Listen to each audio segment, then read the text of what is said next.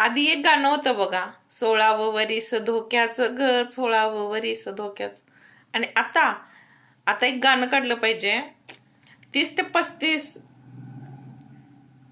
40 हे वय धोक्याचं झालंय. ह्या वयात खरं प्रेम व्हायला लागले.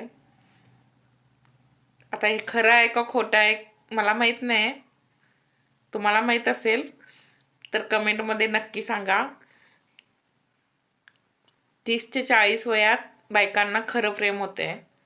मग ते त्यांना 2 मुलं असतील, 4 मुलं असतील, तरी सुद्धा प्रेम होतं. मग मला तर वाटते 30 ते 40 हे वय धोक्याचं आहे. 16वं वय आता धोक्याचं राहिलं नाही. त्यामुळं 16वं वरीस धोक्याचं हे नाही आहे.